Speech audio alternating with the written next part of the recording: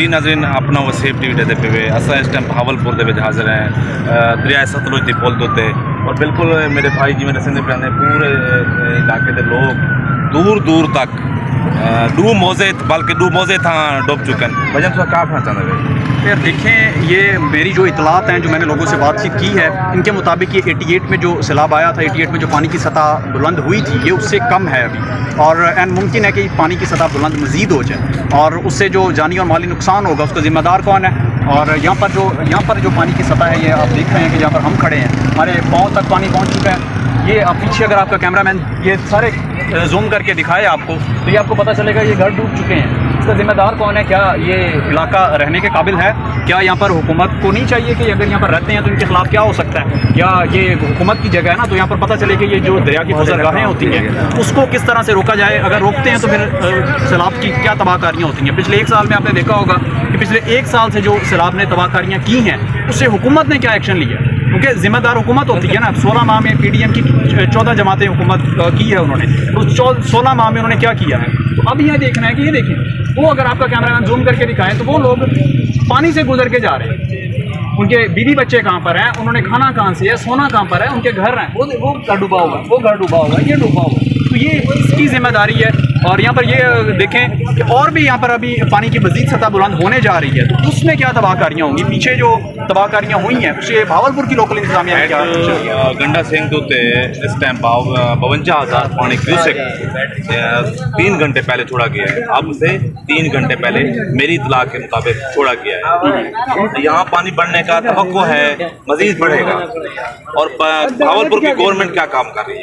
देखें, भावलपुर की लोकल जो गवर्नमेंट है, वो मैंने आपको शायद बताया कि 3-4 दिन पहले भावलपुर जिमखाना में जो तकरीब हुई है उस पर कितना खर्चा हुआ है। भावलपुर की लोकल जो इंतजामिया है उसने वहाँ पर जो कुछ वहाँ पर हुआ है भावलपुर जिमखाना में, और उससे कितने अखराजात हुए हैं। क्या भावलपुर की लोकल इंतजामिया को नहीं पता था कि सैलाब आ रहा है, पानी यहाँ तक पहुँच गया? भावलपुर कोई मरीख पे तो नहीं है, चांद पे तो नहीं है। भावलपुर की लोकल गवर्नमेंट को चाहिए था ना, लोकल जो इंतजामिया उसका काम है ना ये कि ये जो बस्तियां हैं इनको उठाएं, इनको अच्छी जगहों पर लेके जाएं, और जो यहाँ पर हैं उनको कहें कि जी आप खाली कर दें। अब अगर जैसे आप बता रहे हैं कि जी वहाँ से 50,000 क्यूसेक शायद 52,000 क्यूसेक पानी वहाँ से छोड़ दिया गया, तो यहाँ पर डेफिनेटली जब पहुँचेगा तो पानी की सतह मजीद बुलंद होगी और उससे जो तबाहकारियाँ होंगी उसका जिम्मेदार कौन हो?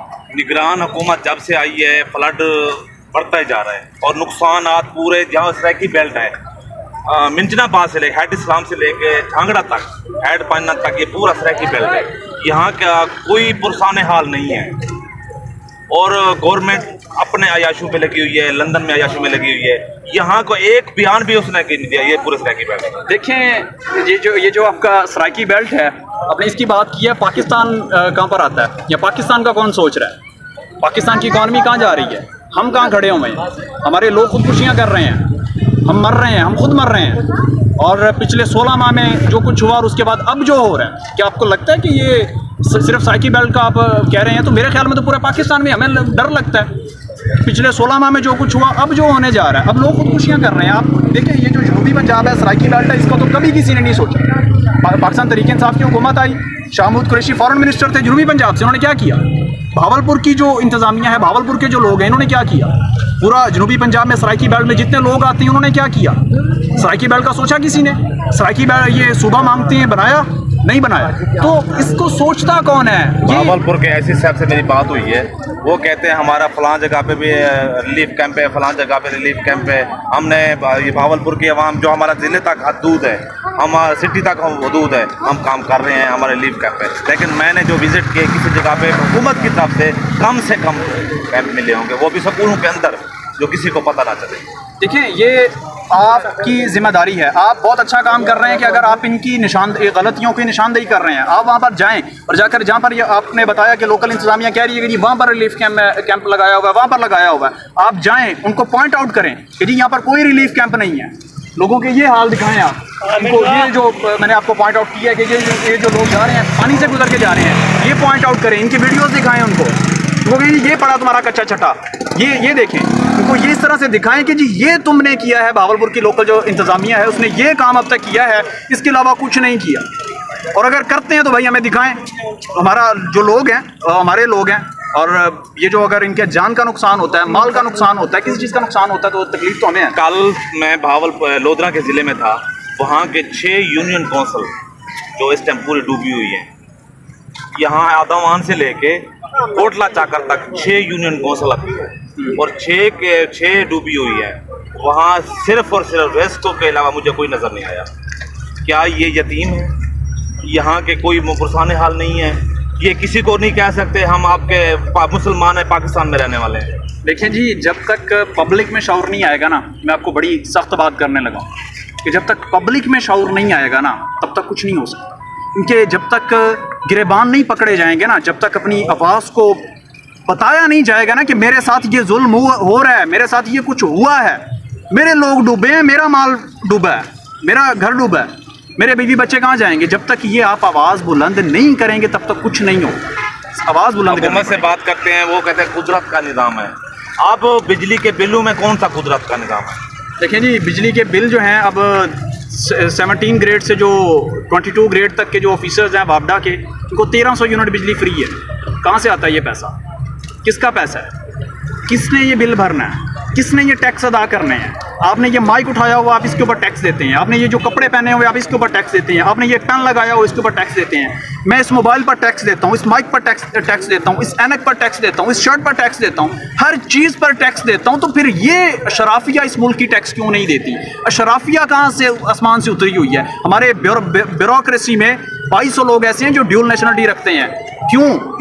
ہمارے قانون تو یہ ہونا چاہیے نا کہ جو پاکستان کے لوگ ہیں وہ پاکستان میں ہی رہیں, پاکستان میں ہی ان کو سب کچھ ہو. لیکن ہمارے بیوروکریسی میں, جس کو ریڑھ کی ہڈی سمجھا جاتا ہے, اس کے 2200 لوگ جو ہیں وہ ڈیول نیشنلٹی رکھتے ہیں. انہوں نے ٹیکس نہیں پے کیے ہوئے, وہ نہیں کرتے. ان کو جو ہے پیٹرول فری ہوتا ہے, ان کو گھر کے الاؤنس ملتے ہیں, اس کے علاوہ ان کو یونٹ فری ہوتے ہیں, گیس فری ہوتے ہیں, گارڈز ملتے ہیں, سب کچھ ملتا ہے. تو یہ غریب عوام کیوں بھرے؟